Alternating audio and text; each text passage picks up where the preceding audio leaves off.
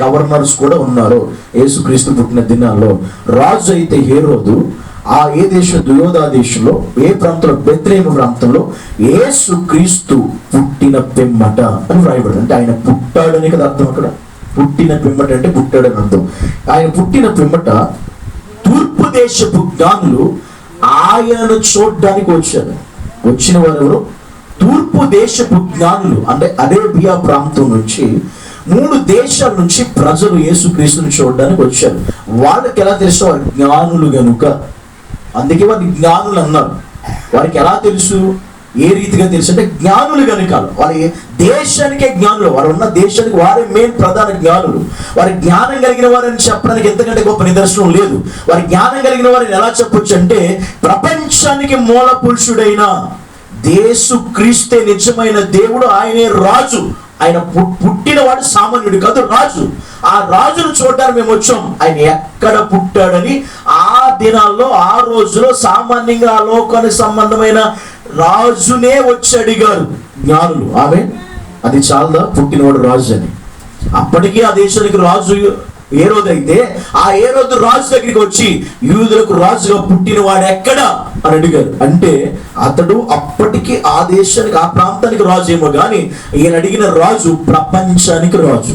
ఆమె ప్రపంచానికి రాజు అక్కడ పుట్టాడు. ఆయన కోసం మేము వచ్చాం, ఆయన వెతుక్కుంటూ వచ్చాం. ఆయన ఎక్కడ పుట్టాడు అని అడిగారు రాజుని. అడిగితే ఆ రాజు మాకు కూడా తెలియదు, మీకు తెలిస్తే మాకు చెప్పండి, మేము కూడా వచ్చి ఆదేశం. కానీ అంతకుముందు జరిగిన విషయం అంటే, అతడును అక్కడ యెరూషలేములో ఉన్న వారందరూ ఈ సంగతి వినగానే కలవరపడిరి. ఆమె ప్రస్తుతానికి ప్రపంచంలో జరుగుతుందో కూడా అదే. యేసయ్య పుట్టాడు, ఈ లోకంలోకి వచ్చాడు, ఆయన సమస్తం జరిగించాడంటే ఈ రోజు ప్రపంచంలో ఆయనకు వ్యతిరేకమైన ప్రతి ఒక్కరు కూడా కలవరపడుతున్నారు. కారణం అదే. అప్పుడు ఇప్పుడే కాదు, ఇది అప్పుడే జరిగింది. అది అప్పుడు రాజే కలవరపడ్డాడు. ఇప్పుడు మతోన్మాదులు కలవరపడుతున్నారు, మతవాదస్తులు కలవరపడుతున్నారు, నాస్తికులు కలవరపడుతున్నారు, దేవుడు అంటే ఎరుగని వారు కలవరపడుతున్నారు. కారణం అదే. ఇప్పుడు కూడా జరుగుతుంది అది. అయితే యేసయ్య పుట్టాడని సత్యం అక్కడ బైబిల్లో రాయబడింది. ఆ దినాలు ఎవరున్నారు? హేరోదు రాజు. చరిత్రలోకి వెళ్ళి చూడు, హేరోదు రాజు ఉన్నాడా? ఉన్నాడు. అప్పుడు నువ్వేమవుతావు? నువ్వే ఫూల్ అవుతావు. ఎవరు పుట్టలేదన్నావు. హేరోదు రాజు ఉన్నాడంటే, ఆ దినాల్లో యేసుక్రీస్తు పుట్టాడంటే, హేరోదు రాజు ఉన్నాడు ఆ టైంలో అంటే అర్థం యేసుక్రీస్తు పుట్టాడా లేదా? వాస్తవం అక్కడే, రుజువు అక్కడే అర్థమైపోతుంది. ఈ లేదని చెప్పి కూడా కేవలం వాడు మూర్ఖుడు మాత్రమే అవుతాడు. వాడు ఎందుకు వెర్రి వెంగళప్ప అవుతాడు. వాస్తవంగా చెప్పాలంటే దాని అర్థం అదే, మూర్ఖుడు అవుతాడు. వాడికి ఏం తెలియదు, జ్ఞానం లేనుడు అజ్ఞాని అవుతాడు వాడు. కానీ ఇక్కడ బైబిల్ చెప్పినది, ఆ రోజు వచ్చి ఆ రాజు, ఆ దేశంలో ఆ రాజునే అడిగితే ఆ రాజు కూడా కలవరపడి, రాజు కూడా చెప్తున్నారు వచ్చి. కాబట్టి రాజు ప్రధాన యాజకులను, ప్రజల్లోని శాస్త్రులను అందరినీ సమకూర్చి క్రీస్తు ఎక్కడ పుట్టినని వారిని అడిగాను. అందుకు వారు యోదయ బెత్లెహేములోనే అని చెప్పారు కరెక్ట్గా. ఆమె రాజు కూడా తెలియక యూదాకు రాజు పుట్టినవాడు ఎక్కడ పుట్టాడు అని ఆ రాజు అడిగితే అప్పుడు వాళ్ళు ఇచ్చిన సమాధానం తెలుసు. రాజు ఎవరిని అడగడానికి ఉన్నారు? రాజు దగ్గర కూడా పండితులు ఉన్నారు, పామరులు ఉన్నారు, శాస్త్రవేత్తలు ఉన్నారు. అప్పుడు ఆ రాజు దగ్గర, ఆ శాస్త్రవేత్తల దగ్గర ఉన్నటువంటి వారు ఒకసారి శాస్త్రాలు తెచ్చి చూడండి, అందులో యూదుకు రాజు పుట్టినవాడని రాసి ఎక్కడ ఉందంటే వారు తెచ్చి మొత్తం రాజు దగ్గర తిరిగే చూస్తే ఎస్ యూదులకు రాజు పుడతాడని ఉందండి. ఎక్కడ అని అడిగితే వాళ్ళే చెప్పారు రాజు ఎదుట, ఆయన పుట్టేది ఎక్కడంటే యోదయ బెత్లెహేములోనే అని చెప్పారు. రాజుకి గుండె ఆగిపోయినంత పని అయిపోయింది, నమ్మలేని పరిస్థితి అయిపోయింది. ఈరోజు ఎవరు నమ్మితే అంటే నమ్మబడి, ఇది వాస్తవం. ఆమె ఇది సత్యం. మరొక మాట రాయబడింది బైబిల్లో, యేసుక్రీస్తు పుట్టాడు. వాస్తవం. ఆధారం ఏంటి? చరిత్ర ఏమన్నా ఉందా? వాస్తవం ఉంది. ఏ బైబిల్ అంటేనే చరిత్ర, మీరు గుర్తుపెట్టుకోండి. మన బైబిల్లో ఉన్నటువంటి చరిత్ర ప్రపంచ చరిత్రలో ఏ గ్రంథంలో లేదు. చరిత్ర, దీనికున్న చరిత్ర ప్రపంచంలో ఏ గ్రంథంలో లేదు. 4 దేశాలు, ప్రపంచం 4 దేశాలు మీరు ఎక్కడ చూసిన ప్రపంచంలో ప్రతి దానికి ఇందులో చరిత్ర ఉంది. యేసుక్రీస్తు పుట్టడానికి ఒకవేళ ఒక వ్యక్తి ఉన్నాడు, వాడు పేరు రాధా మనోహర్. తెలుసా మీకు? యూట్యూబ్లో ఉంటాడు, పిల్లకోట వేసుకుని ఉంటాడు. వాడు ఇప్పుడు రోడ్లంటే తిరుగుతాడు, వాడు ఎక్కడో సరిగ్గా ఉండడు. వాడు చాలా యేసుక్రీస్తు గురించి కూడా వాడు వాస్తవంగా ఒక అజ్ఞాని, ఒక మూర్ఖత్వం కలిగిన వాడు. అసలు దైవత్వం గురించి కానీ దేవుడి గురించి కానీ వాడు ఎరిగిన వాడే కాదు. వాడు ఒక మూర్ఖ స్వభావం కలిగిన, అసలు దైవత్వం గురించి, దేవుడి గురించి వాడికి ఏమీ తెలియదు. వాస్తవంగా చెప్తున్న విషయం ఏంటంటే, వాడు అసలు యేసుక్రీస్తు పుట్టలేదు, యేసుక్రీస్తు అని లేడు, లేని వాడి గురించి మాట్లాడేది ఏంటి అనే పరిస్థితిలో ఉన్నాడు. కానీ వాస్తవంగా మరి యేసుక్రీస్తు లేకపోతే, యేసుక్రీస్తు పుట్టకపోతే మరి ఇప్పుడు ప్రపంచం, భారతదేశం అంటే పోనీ ఓకే, భారతదేశం కొట్టే పక్కన పెట్టే, మరి ప్రపంచ దేశాలు, ఇండోనేషియాతో సహా, అమెరికా దేశంలో సహా, మొత్తం అన్ని దేశాలు, అన్ని కంట్రీస్ కూడా ఎందుకని ఇప్పుడు క్రిస్మస్ చేస్తున్నాయి? దానికి అక్కడ దగ్గర సమాధానం ఉండదు. ఇప్పుడు భారతదేశం అంటే ఓకే, నువ్వు వదిలే, మేము కూడా పక్కన పెడతాం. మరి ఇతర దేశాలు అన్నిట్లో క్రిస్మస్ ఏం జరుగుతుంది? దేనికి జరుగుతుంది? ఎలా చేస్తున్నారు? ఏ ఉద్దేశం చేస్తున్నారు? ఏ ఆధారంతో చేస్తున్నారు?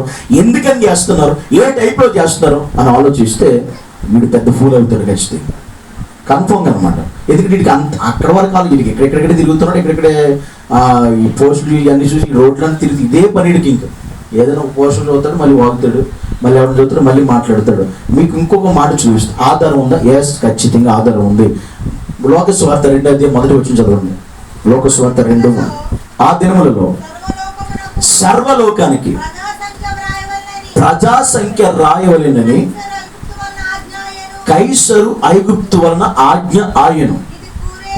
ఇది కురేనియా సిరియా దేశమునకు అధిపతి అయి ఉన్నప్పుడు జరిగిన మొదటి ప్రజా సంఖ్య. అందరూ ఆ సంఖ్యలో రాయబడుటకు తమ తమ పట్టణములకు వెళ్ళిరి. యోసేపు దావీదు వంశములోను గోత్రములోను పుట్టినవాడు గనుక తనకు భారీగా ప్రదానము చేయబడిన, గర్భవతి అయి ఉండిన మరియాతో కూడా ఆ సంఖ్యలో రాయబడుటకు గలిలయలోని నజరేతు నుండి యోదయలోని బెత్లెహేమనబడిన దావీదు ఊరికి వెళ్ళాను. హల్లెలూయా. ప్రతి ఊరు పేరుతో సహా, గోత్రం పేరుతో సహా, వంశం పేరుతో సహా, ప్రతిది కూడా, దేశం, ఊరు పేరు మొత్తం కూడా, ఏ దేశంలో ఏ ఊర్లో సమస్తం దేవుడు రాయించాడు. ఇది చరిత్రతో కూడిన ఆధారం. ఎందుకంటే ప్రపంచంలో ఇప్పుడు జనాభా లెక్కలు మనకు తెలుసు, ఇప్పుడు మనకే జనాభా లెక్కలు జరుగుతాయి ఎన్నికల దగ్గరకు వచ్చాక. కానీ మొట్టమొదటి జనాభా లెక్కలు ఎప్పుడు జరిగాయి అంటే దాని చరిత్ర బైబిల్లో ఉంది. మొట్టమొదటి ప్రపంచ జనాభా లెక్కలు ఎప్పుడు జరిగాయి, ఎవరి కాలంలో జరిగాయి, అప్పుడు గవర్నర్ ఎవరు, అప్పుడు రాజు ఎవరు, బైబిల్లో ఉంది చరిత్ర. ఎవరికి తెలియకపోయినా బైబిల్లో మేము చూపించగలం ఖచ్చితంగా. బైబిల్ ఉంది. ఏంటి అంటే అక్కడ రాయబడిన రీతిగా ఎప్పుడు మొదటి జనాభా లెక్కలు జరిగాయి. ఆ జనాభా లెక్కలు ఏం జరిగిందంటే, ఆ జనాభా లెక్కలు యేసుక్రీస్తు ఉన్నాడా లేదంటే ఉన్నాడో రుజువుతో సహా చూపిస్తాం. అదేంటంటే ఆ దినంలో సర్వలోకానికి, అంటే సర్వలోకం అంటే ప్రపంచం అంతటికి ప్రజా సంఖ్య రాయాలి, అంటే జనాభా లెక్కలు రాయాలి. ఇది మొదటి ప్రజా సంఖ్య నేను చెప్పట్లా, బైబిల్ చెప్తుంది. ఇది మొట్టమొదటి ప్రజా సంఖ్య. అంటే జనాభా లెక్కలు స్టార్ట్ అయ్యిందే ఎప్పుడో తెలుసా? కన్యకైన మరియా గర్భవతి అయినప్పుడు. ఆమె మొదటి ప్రజా సంఖ్య స్టార్ట్ అయింది కూడా, ప్రజా సంఖ్య మొదలు పెట్టింది కూడా, జనాభా లెక్కలు స్టార్ట్ చేసింది కూడా టైం అదే. దీన్ని ఎప్పుడు కాదనలేడు, దీన్ని ఎప్పుడు ఇది రాంగ్ అని చెప్పడానికి అర్హత కూడా లేదు. అప్పుడు ఇది రాయని ఎక్కడ అక్కడ చూస్తే కురేనియు సిరియా దేశానికి అధిపతి అన్నాడు. కురేని అనే వ్యక్తి సిరియా దేశానికి అధిపతి, అంటే గవర్నర్ గా ఉన్నాడు. కురేని అనే వ్యక్తి సిరియా దేశానికి అప్పుడు గవర్నర్ అన్నాడు. అతని పాలనలో, అతని పరిపాలనలో ఈ ప్రజా సంఖ్య, మొదటి ప్రజా సంఖ్య రాయాలని జరిగింది. అప్పుడు అందరూ ఒక్కళ్ళు కూడా మిస్ అవ్వకుండా అందరూ ఆ సంఖ్యలో, అంటే ఆ మొదటి ప్రజా సంఖ్యలో రాయబడుటకు తమ తమ పట్టణములకు వెళ్ళింది. అలా వెళ్ళిన బ్యాచ్ లో, అలా వెళ్ళినటువంటి వారిలో యోసేపు కూడా వెళ్ళాడు. ఎలా వెళ్ళాడు, ఎందుకని వెళ్ళాడు అంటే దావీదు వంశంలోను గోత్రములోను పుట్టినవాడు గనుక యోసేపు కూడా ఆ ప్రజా సంఖ్యలో రాయించుకోవడానికి, జనాభా లెక్కలో తన పేరు, తన భార్యగా ఉన్న మరియా పేరు రాయించుకోవడానికి ఖచ్చితంగా యోదయ దేశంలో ఉన్న బెత్లెహేము అనే ఊరికి వెళ్ళాడు. ఆమేన్. ఈ ఆధారాలు ఎవడు తీసేస్తాడు? దీన్ని ఎవడు కాదంటాడు? మొట్టమొదటి జనాభా లెక్కల్లో ఇప్పుడు ఏసై పుట్టలేదు అంటున్నారు కదా, అసలు ఏసై 25వ తారీఖు పుట్టలేదు అన్నారు కదా, అది కూడా చెప్తా. ఇప్పుడు అట్లా ఊరికి అక్కడికి వెళ్ళిన తర్వాత ఆ జనాభా లెక్కలో ఏసై పేరు ఉంది, మరియమ్మ గారి పేరు ఉంది, యేసుక్రీస్తు పుట్టిన పేరు కూడా, ఆయన డేట్ ఆఫ్ బర్త్ కూడా ఉంది. ఆమె జర్మన్ దేశంలో సిరియా ప్రాంతంలో, సిరియా దేశంలో జర్మన్ మ్యూజియంలో ఎప్పటికీ ఆధారాలు అలాగే ఉన్నాయి. ఆమె అందులో ఉన్నటువంటి ఆధారం ఏంటంటే జర్మన్ మ్యూజియంలో వాళ్ళకి దొరికినటువంటి ఆధారం ఏంటి, ఆ పత్రాలు ఏంటి అంటే అందులో ఉంది ఏమంటే మొదటి ప్రజా సంఖ్యలో ఎవరు రాయబడ్డారు, ఎవరి పేర్లు ఉన్నాయి, అప్పుడు టైం, అప్పుడు గవర్నర్ ఎవరు, అప్పుడు రాజు ఎవరు, ఆ కాలంలో ఎవరెవరు అక్కడ సంఖ్యకు వెళ్ళారు అనేది జర్మన్ దేశంలో సిరియా ప్రాంతంలో ఆ త్రవ్వకాలు జరిగినప్పుడు ఆ ప్రాంతంలో త్రవ్వకాలంతా బయటపడిన విషయమే ఇప్పుడు బైబిల్లో రాయబడిన ఈ సంఘటన.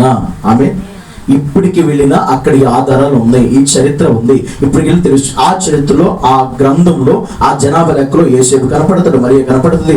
పుట్టిన యేసు క్రీస్తు యొక్క జన్మదినం డేట్ ఆఫ్ బర్త్ కూడా అందులో రాయబడి ఉంటుంది. ఆమె ఇందులో ఎలాంటి సందేహం కూడా లేనే లేదు. అక్కడ ఉన్నటువంటి క్రిస్టోస్ అనేటువంటి ఒక వ్యక్తి ఉన్నాడు, ఒక శాస్త్రవేత్త ఉన్నాడు. అది ఇతడు చేసిన పని ఏంటంటే ఇంకా యేసుక్రీస్తుని తెలుసుకోవాలని, అతడు జ్ఞానుల గురించి, మూఢజ్ఞానుల గురించి కూడా రాసింది అతనే. ఇప్పుడు యేసుక్రీస్తు బాగా తెలుసుకోవాలని అప్పటి కాలంలో, యేసేపు మరియల కాలంలో ఒక క్యాలెండర్ ఉంది, ఒక క్యాలెండర్ ఉండేది యూదులకి, అది క్యాలెండర్ ఉండేది, అది యూదుల క్యాలెండర్ అంటారు. ఇప్పుడు మన క్యాలెండర్ వేరు, యూదుల క్యాలెండర్. అప్పుడు ఆ వ్రాత ప్రతుల్లో ఉన్నటువంటి విషయం ఏంటంటే అక్కడ ఉన్నటువంటి క్యాలెండర్లో AUI అని ఒకటి ఉంటుంది. అయ్యు అనే దానికి అర్థం కూడా ఉంటుంది. అయ్యు అనే దానికి అర్థం, ఆ అర్థం ఏంటంటే అబు, దానికి అబు యోస్తన్ దీప్త అనే ఒక అర్థం ఉంటుంది. దాని అర్థం ఏంటంటే రోమన్ చరిత్ర, రోమిలు పట్టణాన్ని కట్టిన తర్వాత, ప్రాంతాన్ని నిర్మించిన తర్వాత జరిగిన ఒక సంఘటన ఏంటంటే వారికి తెలిసినటువంటి ఒక బయటపడినటువంటి ఒక విషయం ఏంటంటే అక్కడ గ్రెగోరియన్ అనేటువంటి క్యాలెండరీలో, గ్రెగోరియన్ క్యాలెండరీ ప్రకారం యేసుక్రీస్తు పుట్టిన దినం అందులో రాయబడిందంట. ఆ జనాభా లెక్కలో ఆయన ఎప్పుడు పుట్టాడంటే గ్రెగోరియన్ అనేటువంటి క్యాలెండర్లో తివాత్ అనేటువంటి నెల 10వ తారీఖున, తివాత్ అనేటువంటి నెల 10వ తారీఖున యేసుక్రీస్తు డేట్ ఆఫ్ బర్త్, అది గ్రెగోరియన్ క్యాలెండర్ ప్రకారం. ఎందుకంటే ఆ టైంలో యూదుల క్యాలెండర్, అది గ్రీక్ యూదుల క్యాలెండర్, అది గ్రెగోరియన్ క్యాలెండర్లో తివాత్ అనేటువంటి నెలలో 10వ తారీఖున యేసుక్రీస్తు పుట్టాడు. గుర్తుపెట్టుకోండి, ఆ యేసుక్రీస్తు పుట్టాడు. ఆ క్యాలెండర్ ప్రకారం ఇప్పుడు మన క్యాలెండర్ వేరు, ఈ కాలానికి మన క్యాలెండర్ వేరు. తివాత్ అనే నెల 10వ తారీఖున యేసుక్రీస్తు డేట్ ఆఫ్ బర్త్ రాయడం జరిగింది. అందులో ఇప్పటికి ఆధారాలు జర్మనీలో ఉన్నాయి, దానికి చరిత్ర ఉంది, ఆధారాలు కూడా అక్కడే ఉన్నాయి. తెలియనటువంటి వాడు, ఇంకా అర్థం కాని వాడు అక్కడికి వెళ్తే ఈజీగా నీకు చూపిస్తారు కూడా. నువ్వు నీకు అంత ఆధారం కూడా అక్కడికి వెళ్ళిపోవచ్చు, ఛార్జీలు పెట్టి ఈజీగా నువ్వు తెలుసుకోవచ్చు. ఇప్పుడు అక్కడికి వెళ్తే ఆ నెల నుంచి గ్రెగోరియన్ క్యాలెండర్ ప్రకారం ఆ తివాత్ నెల 10వ తారీఖు నుంచి యేసుక్రీస్తు మరి డిసెంబర్ 25 ఎలా పుట్టాడని చెప్తారు. అక్కడ నుంచి లెక్కెట్టుకోవడం మొదలు పెడితే ఆ క్యాలెండర్ నుంచి ఇప్పుడు మనం ప్రజెంట్ మనకున్న ఈ క్యాలెండర్ వరకు మనం లెక్క పెట్టుకుంటూ వస్తే ఇప్పుడు మన క్యాలెండర్లోకి వచ్చేసరికి ఆ తివాత్ నెల 10వ తారీఖు అనేటువంటి ఆ డేట్ అనేది ఇప్పుడు మనకి డిసెంబర్ నెల 25వ తారీఖున వచ్చింది. చెప్పకూడదు ఏమైపోయింది. ఆ తివాత్ అనేటువంటి నెలలో 10వ తారీఖు అనేది ఇప్పుడు మన క్యాలెండర్కి ఆ డేట్ ఎప్పుడు వచ్చిందంటే డిసెంబర్ 25 వచ్చింది, డిసెంబర్ 25. అందుకే ఇప్పుడు మీరు మన క్యాలెండర్లో ఇప్పుడు ఎందుకని గవర్నమెంట్ డిసెంబర్ 25 క్రిస్మస్ ఎలా ఇచ్చింది, హాలిడేస్ ఎందుకు ఇస్తుంది అర్థమవుతుంది మీకు. ఇప్పుడు 25వ తారీఖు ఇప్పుడు ఎందుకని మన ఆంధ్రప్రదేశ్లో, ఇండియాలో డిసెంబర్ 25 హాలిడే ఎందుకు ఇచ్చింది, ఎవరు ఇచ్చారు? మనం పెట్టుకున్నామా, మనం రాసుకున్నామా? మరి ఆ పిల్లగాడు అంటున్నాడు కదా, వాళ్ళే రాసేసుకున్నారు, వాళ్ళే చేసేసుకున్నారు అంటున్నాడు కదా. మరి ఈ చరిత్రను ఎవరు మనమే రాసుకున్నామా? చరిత్రను మనం రాసుకుంటూ ఇచ్చేది కాదు, అది అక్కడ నుండి రావాలి. ఆమె దాన్ని ఎవడో చేసేది కాదు, అది దేవుడే అలా రప్పించాడు. ఎందుకని ఈ రోజు ఇలాంటి వాళ్ళు ఉంటారని తెలిసే, ఇలా క్వశ్చన్స్ వస్తాయి అని తెలిసే ఈ టైప్లో చేస్తుంది. దేవుడు ప్రతి ఆధారాన్ని దాచిపెట్టి ఉంచాడు. మన దేవుడు ఏది చేసినా సంపూర్ణంగా చేస్తాడు, ఆయన అసంపూర్ణంగా చేసే దేవుడు కాదు. అందుకే మన దేవుడు ఈ లోకానికి వచ్చినప్పుడు ఒక మాట గలతీయులకు రాసిన పత్రికలో రాయబడి ఉంటుంది 4లో మొదట్లో ఏంటో తెలుసా, ఆయన ఈ లోకానికి ఎప్పుడు వచ్చాడంటే కాలము సంపూర్ణమైనప్పుడు ఈ లోకానికి వచ్చాడని. అంటే దేవుడు కాలం సంపూర్ణం అవడం అంటే కరెక్ట్గా టైం అనమాట, కరెక్ట్గా సమయం, ఆ టైం కరెక్ట్గా అన్నీ కూడా పరిపూర్ణంగా ఆయనకు అనుకూలంగా మారితే ఇంకెవడు క్వశ్చన్ చేయడానికే ఛాన్సే లేదు. ఆమె ఆ టైంలో వచ్చాడు ఆయన. అందుకే ఇప్పుడు ప్రతిది ఎవడైనా ఆధార్తో సహా ఉంటుంది. అందుకని మనకి ఆ డేట్ గ్రెగోరియన్ క్యాలెండర్ ప్రకారం తివాత్ నెల 10వ తారీఖున యేసయ్య పుట్టాడు. ఆ తారీఖే ఈరోజు మన క్యాలెండర్ ప్రకారం డిసెంబర్ 25. ఆమె డిసెంబర్ 25. ఇప్పుడు యేసుక్రీస్తు పుట్టింది ఎప్పుడు? డిసెంబర్ 25. దీంట్లో ఎలాంటి డౌటే లేదు, అనుమానం అస్సలు ధైర్యంగా హ్యాపీగా December 25 మనం దేవుని ఆరాధించుకోవచ్చు. ఇది ఎవరికి సంబంధించింది కాదు, యేసుక్రీస్తుకి సంబంధించిన విషయం. మరి అలాగనుకున్నప్పుడు మీరు చూడండి, అలా అది కరెక్ట్గా వచ్చింది. మనం రాసుకున్నది కదా, చరిత్ర నుండే వచ్చింది. 25 కరెక్ట్గా దేవుడు పుట్టింది ఆ రోజే. అయితే మరి ఇంకొక డౌట్ ఉండొచ్చు, మరి అలాగంటప్పుడు మరి క్రీస్తు శకం క్రీస్తు పూర్వం ఎలా వచ్చింది? December 25 కదా అది పుట్టింది. మరి క్రీస్తు శకం అంటే కరెక్ట్గా ఎలా విడదీశారు ఆ టయాన్ని? జనవరి నుంచి కదా విడదీయవలసింది. ఈ December 25 పుట్టితే ఆయన ఎలాగ శక పురుషుడు అవుతాడు, ఆయన ఎలాగ క్రీస్తుపురం క్రీస్తు మరి ఆయన బట్టి ఎలా డిసైడ్ చేశారంటే మరి అంతే. ఆయన ఇప్పుడు మీకు అది కూడా మీకు చెప్తూ చేస్తాడు. ఇప్పుడు December 25 యేసుక్రీస్తు పుట్టాడు కదా. యేసుక్రీస్తు December 25 పుట్టిన తర్వాత యేసుక్రీస్తు 25వ తారీఖు పుడితే ఆ 25వ తారీఖు నుంచి యేసుక్రీస్తుకి సున్నతి చేయడానికి తీసుకెళ్తారు. ఎందుకు? యూదుల ప్రకారం యూదులు పుట్టిన ప్రతి ఒక్కరికి 8వ రోజున సున్నతి చేయాలి. ప్రతి ఒక్కరికి. అది యూదులకు పుట్టినరోజు కంటే బర్త్డే కంటే ఇంపార్టెంట్ ఏంటంటే యూదులకి సున్నతి చేయాలి. ఆ సున్నతి చేయడానికి యేసుక్రీస్తుని దేవాలయానికి తీసుకెళ్తారు. చూడండి ఆ మాట కూడా మీకు లోక సువార్త 2వ అధ్యాయం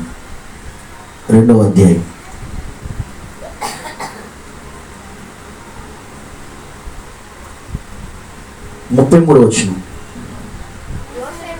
యోసేపును ఆయన తల్లియు ఆయనను గూర్చి చెప్పబడిన మాటలు విని ఆశ్చర్యపడాను. సిమియోను వారిని దీవించి, ఇదిగో అనేక హృదయాలోచనలు బయలుపడినట్లు ఇశ్రాయేలీలో అనేకులు పడుటకును తిరిగి లేచుటకును వివాదాస్పదమైన గుర్తుగా ఈయన నియమింపబడి ఉన్నాడు. మరియు మీ హృదయంలోనికి ఇది షిలోహు మందిరం దగ్గర సున్నతి చేయడానికి యేసుక్రీస్తు తీసుకెళ్లే సందర్భం. అది 8వ రోజు తీసుకెళ్తారు యేసుక్రీస్తు. 25వ తారీఖు పుట్టాడు అనేది క్లియర్ అయిపోయింది కదా మనకి. ఈ 25వ తారీఖు పుట్టిన యేసుక్రీస్తుని సున్నతి చేయడానికి 8వ రోజు. అందుకే అబ్రాహాము కొడుకు అయినటువంటి ఎవరో ఇస్సాకు ఎన్ని రోజు సున్నతి చేస్తారు? 8వ రోజు. మోషే కుమారుడు కూడా ఎన్నో రోజు?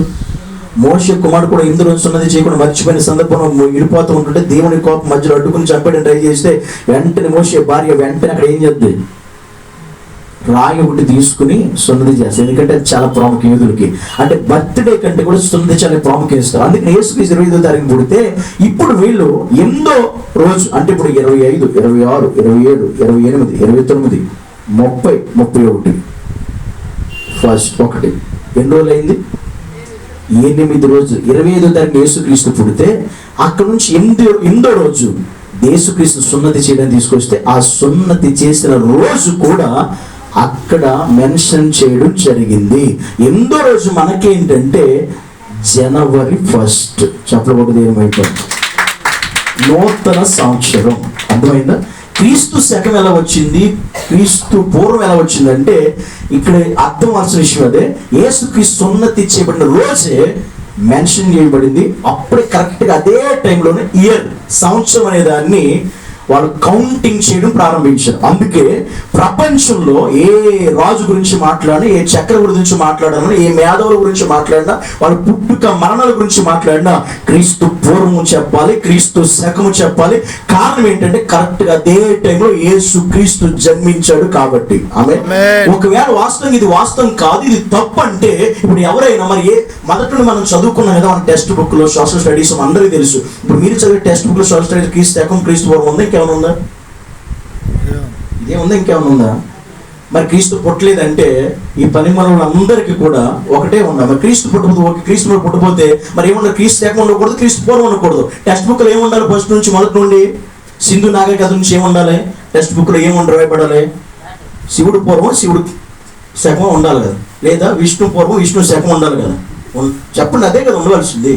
మరి ఆయన కాకపోతే ఆయన క్రీస్తు పూర్వం క్రీస్తు శకం పోతే శివుడిదన్న పేరు ఉండాలి, విష్ణుదన్న ఉండాలి, లేదా వాళ్ళ దేవుళ్ళు ఎవరో ఒకటి ఉండాలి కదా. మరి క్రీస్తుదే ఎందుకు వచ్చింది? క్రీస్తు పూర్వం క్రీస్తు శకం వచ్చింది ఎందుకంటే అప్పుడు ఖచ్చితంగా పుట్టింది ఆయనే. ఆయన పుట్టినప్పుడే, క్రీస్తు పుట్టినప్పుడే కాలము 2 భాగాలుగా చీల్చివేయబడింది. అదే క్రీస్తు పూర్వం క్రీస్తు శకం. ఇది ఒక్కటి మనకు ఆధారం బలంగా ఉంది కాబట్టి ఈ మధ్య కాలంలో దీన్ని కూడా కొంచెం సైడ్ చేశారు. అర్థమైందా? దాన్ని సైడ్ చేసినంత మాత్రం దాన్ని ఎవడో తీసి వేయలేడు, అంత అర్హత ఎవరికి కూడా లేదని విషయం చెప్తున్నాం. అందుకే ఈరోజు క్రీస్తు పూర్వం క్రీస్తు రావడానికి కారణం ఏంటంటే యేసు క్రీస్తు పుట్టి 8వ రోజున సున్నతి చేయబడి, అదే నూతన సంవత్సరం జనవరి 1. మనం జనవరి 1 నుండి జనవరి 31 నూతన సంవత్సరం అందరూ చేసుకుంటారు. భేదం లేదు, హిందువులు కానీ ముస్లింలు కానీ క్రైస్తవులు అందరూ నూతన సంవత్సరం 1 రోజున జనవరి 1 అందరూ పండుగ చేసుకుంటారు. 31 అందరూ పండుగ చేసుకుంటారు. బట్ అందరూ చేసుకునేది వేరు, మనము చేసుకునేది వేరు. ఆమేన్. మనం చేసుకునేది కరెక్ట్. ఎందుకంటే మనది డిసెంబర్కి మన దేవునికి సంబంధం ఉంది, నూతన సంవత్సరానికి జనవరి 1కి మన యేసయ్యకి కూడా సంబంధం ఉంది. ఆమేన్. అందులో మనకి ఎట్టి పరిస్థితి మనం డౌట్ పడడానికి అవకాశం లేదు అనే విషయాన్ని గుర్తుపెట్టుకోండి. కనుక యేసుక్రీస్తు పుట్టడం వాస్తవం, ఈ లోకంలోకి రావడం వాస్తవం. ఆధార్లో ఉన్నాయి, ఆయన ప్రజాసంఖ్యలో ఉన్నాడు. ప్రజాసంఖ్యలో ఆయన తల్లిదండ్రులు కూడా పేర్లు రాయబడి, ఆయన పేరు కూడా రాయబడింది, ఆయన సొంతి కూడా చేయబడింది. ఆ గ్రెగోరియన్ క్యాలెండర్ ప్రకారమే ఈరోజు ఆయన డిసెంబర్ 25న ఆయన ఈ లోకంలో జన్మించాడు.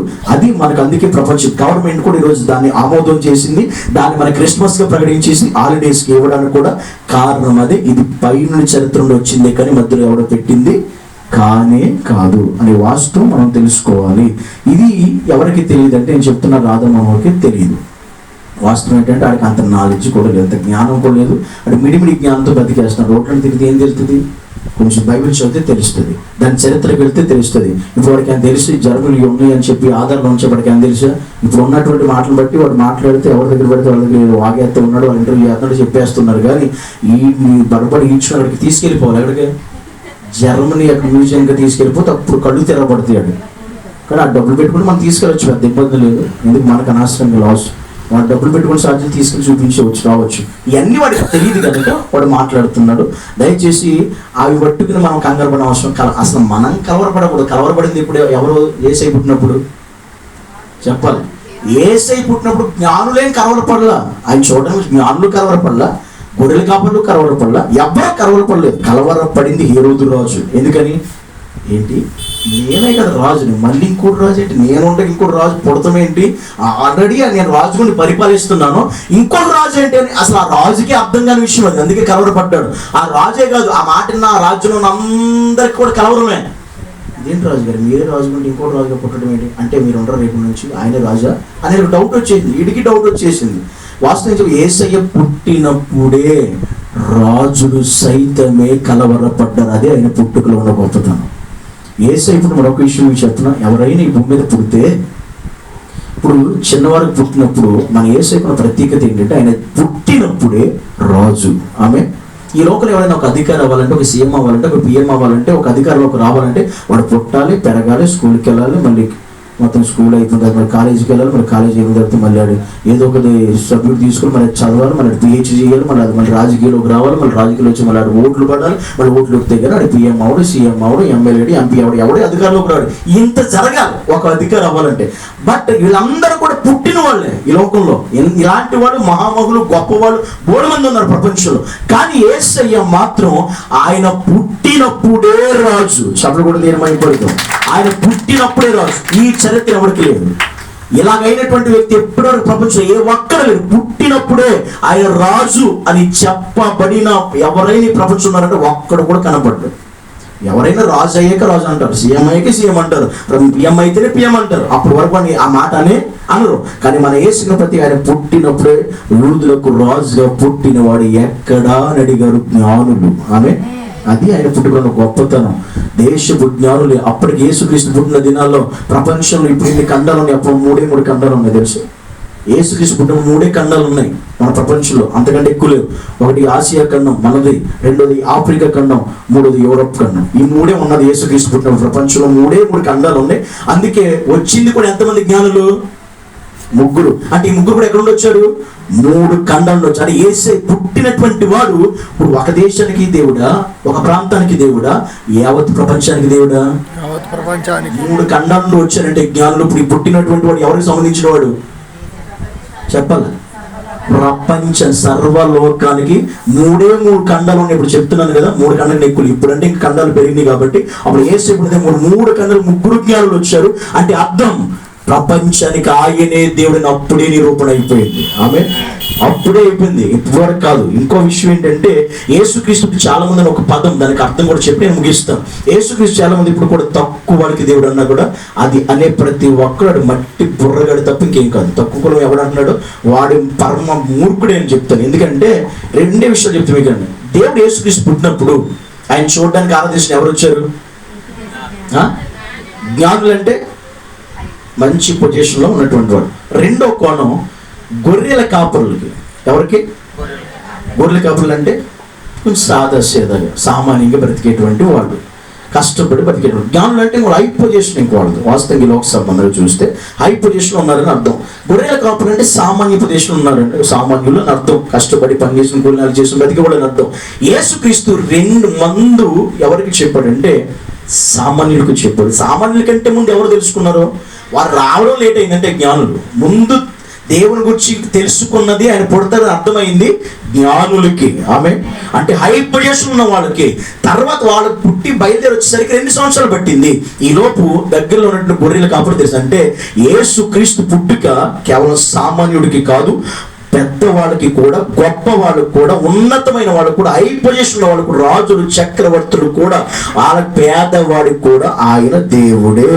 ఆమె అది నిరూపణది విషయం అది. అందుకే బైబిల్ ప్రతిదానికి ఆన్సర్ ఉంది. జ్ఞానులు, గొర్రెల కాపర్లు. జ్ఞానుల పొజిషన్ ఏంటి? గొర్రెల పొజిషన్ ఏంటి? అంటే ఈయన ఎవరికి సంబంధించిన వాడు? జ్ఞానులకి సంబంధించిన వాడు, గొర్రెల కాపర్లకి, ధనికుడికి సంబంధించిన వాడు, పేదవాడికి కూడా సంబంధించిన వాడు, ప్రపంచం అంతటి కూడా ఈయన సంబంధించిన వాడు. ఒక్కరికి, ఒక దేశానికి, ఒక కులానికి, ఒక మతానికి సంబంధించిన వాడు కాదు మన యేసయ్య. ఆమె ఈయన సమస్తానికి పుట్టినవాడు. ఈ యొక్క చరిత్ర అది. పుట్టినవాడు అలాంటి వాడు. అంతేగాని ఎవరైనా ఆయన పుట్టలేదు అన్నా, ఆయన పుట్టు గురించి లేదు అన్నా, ఇది విషయం బైబిల్లో ఖచ్చితంగా ప్రతి దానికి ఆన్సర్ ఉంది. ఆమె పుట్టినవాడు రాజు. చిన్నప్పుడే ఆయన రాజుగా పిలువబడేవాడు. ఇప్పుడు పెద్ద విషయం ఏమి కాదు. ఎందుకంటే ఆయన ఏంటి అప్పుడు పిలాతే కంగారు పడ్డాడు. నువ్వు రాజువా? ఆ మాట అడిగితే పొరపాటు ఎక్కడ రాజుని అంటాడేమని. పిలాత్ కూడా అడిగాడు ఆ మాట ఎవరిని? నువ్వు రాజువా అంటే యేసయ్య, ఎస్ నేను రాజునే అంటే అక్కడే పడిపోయేవాడు పిలాతు. కనుక దేవుడు అనలే, నువ్వు అన్నట్టే అని కొంచెం మామూలుగా చెప్పాడు. అంతే, నువ్వు అన్నట్టే మామూలుగా చెప్పాడు. ఎందుకంటే యేసయ్య గట్టిగా మాట్లాడినా పడిపోతారు ఎవరన్నా. అక్కడ కష్టం పరిస్థితి అలా ఉంటుంది. ఎందుకంటే ఇష్టమైన తోటలో ఆ పరిస్థితి జరిగింది కాబట్టి నేను చెప్తున్నా.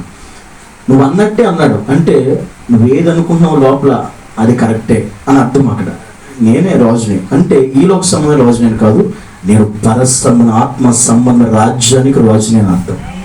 అది ఉద్దేశం. నేను ఈ లోక సంబంధ రాజుని. నీకు బరకు వచ్చి నా చేతిలో చేస్తావో కలుపుతావో, నీ రాజ్యం రాజు, ఇంకా మా ఇద్దరు కలిసి మామూలు కూడదు, చెండాలేద్దాం, మొహం చీల్చేద్దాం అన్నాడు.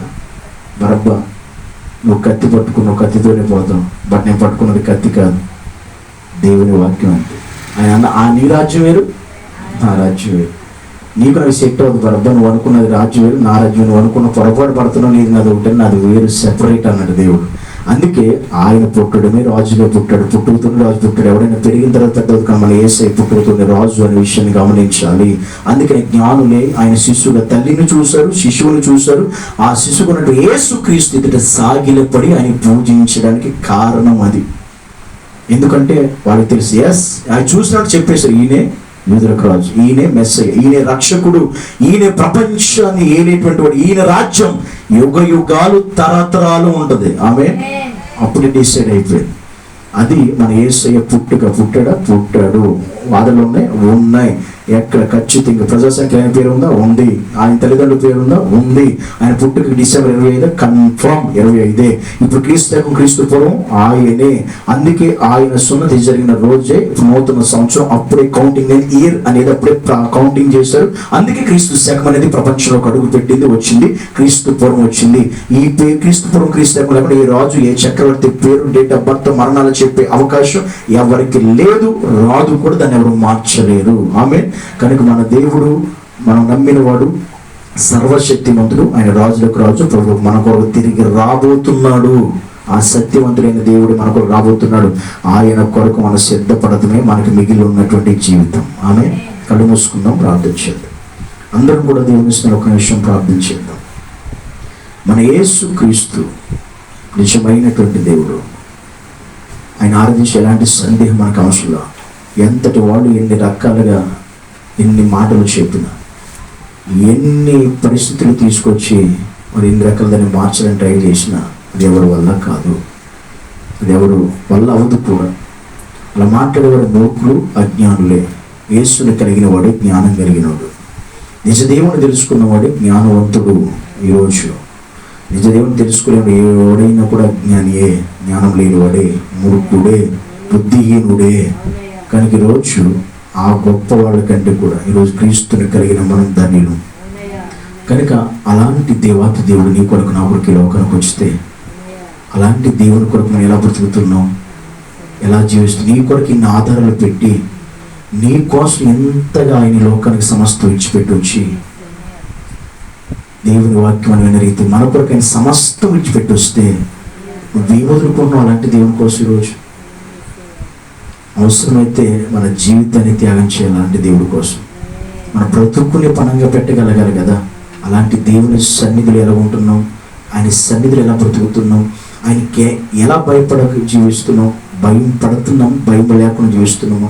అలాంటి దేవుడిని ప్రపంచానికి ఎటువంటి స్కోప్ లేకుండా, ఎటువంటి ప్రశ్న లేకుండా దేవుడు చేసిన దేవుడే ఈరోజు ఆయన ఏదైనా చేయగలడు కదా. అలాంటి దేవుడికి మనం ఎంత భయపడి బ్రతకాలి, ఎంతలా దేవుళ్ళు మనం మెలగాలి, ఇంకా ఎంతలాగా దేవుడికి సమీపంగా బ్రతకాలి. ఈరోజు మనం మనకంటే మన సొంత విషయాలు, మన సొంత పనులు, మన సొంత పరిస్థితులు అన్నిటికంటే దేవునికి మనం ఎక్కువ ప్రాధాన్యత ఇచ్చేవారు. ఇది కూడా దేవుడు చూస్తాడు, ఇది కూడా చూస్తాడు దేవుడు. ఆయన నీకోసం ఈ లోకం వచ్చాడు, సమస్తం జరిగించాడు నీకోసం. మరి నువ్వేం చేస్తున్నావు దేవుని కోసం? నువ్వేం చేయగలుగుతున్నావు? నువ్వు ఎలా బ్రతకగలుగుతున్నావు? ఎలా జీవించగలుగుతున్నావు? నీ కోసం బతుకుతున్నావా? నీ స్వార్థం కోసం బతుకుతున్నావు? క్రీస్తు కొరకు బ్రతకగలుగుతున్నావా? ఈరోజు ఎవరైతే అంచె దినాల్లో క్రీస్తు కొరకు బ్రతుకుతారో వారు మాత్రమే ఆయనతో పాటు ఉంటారు. ఎవరైతే తమ కోసం బ్రతుకుతారో వారు యేసయ్యతో ఉండలేరు. కనుక నువ్వు ఎలా ఉండాలనుకున్నావో ఆలోచించు. నీ జీవితంలో యేసయ్య ఉన్నాడా? ఆయన జన్మించితే, ఆయన నీలో ఉంటే, ఆయన హృదయంలో ఉదయిస్తే ప్రతిరోజు నీ జీవితంలో క్రిస్మస్ ఆనందం ఉంటుంది. ప్రతిరోజు నువ్వు దేవుని ఆరాధించే కుమార్తెగా, కుమారుడుగా నువ్వు ఉండాలి. అప్పుడు నిజమైన క్రిస్మస్ ఆనందం. పరిశుద్ధుడైన దేవానికి వందనాలు. నీ సన్నిధిలోనైనా నాతో మాతో మీరు మాట్లాడిన వందనాలు. అనేక మంది రోజు సత్యాన్ని మార్చాలనుకున్నారు, కానీ సత్యం మమ్మల్ని స్వతంత్రులుగా చేస్తుందని వాక్యం చెబుతుంది. ఆ సత్యంలో మేము బ్రతికి కృపను మాకు దయచేయండి. ఎన్ని అవాంతరాలు, ఆటంకాలు, ఇరుకులు, ఇబ్బందులు, వ్యతిరేకతలు, ప్రాణాపాయ పరిస్థితులు మా మీదకి వచ్చిన నీ కోసమే నిలబడి బ్రతికే స్థితి మాకు దయచేయండి. మాకంటే, మా సొంత పరిస్థితుల కంటే నీ కోసం ఎక్కువ బ్రతికే జీవితాలు మాకు దయచేయండి. అట్టి కృపతో మమ్మల్ని నడిపించి అంత్య దినాల్లో, చివరి దినాల్లో ప్రభా నీ యొక్క రాకడ సమీపమైతే ప్రభా ఈ మధ్యాకాశానికి వస్తే ఆ ఎత్తబడి గుంపులో మేము ఉండాలి. దాని కొరకు మిమ్మల్ని సిద్ధపరచండి. ఇంకా మా జీవితాల కుటుంబంలో ఎవరైతే రక్షణ మారు మనసు లేకుండా ఆత్మ సంబంధమైన జన్మలోకి ఎవరైతే ఇంకా రాలేదో, అడుగు పెట్టలేదో, యేసు నామములో వారికి ఆత్మ సంబంధమైన రక్షణ జీవితాన్ని మీరు దయచేయమని ప్రార్థిస్తున్నాను. అలాంటి వారందరిలో కూడా నీవు ఉదయించునుగాకని ప్రార్థిస్తున్నాను. పరిశుద్ధ ప్రతి కార్యం జరిగించి సహాయం చేయమని యేసు క్రీస్తు నామమును బట్టి ప్రార్థించడి వేడుకున్నాము తండ్రి. ఆమేన్.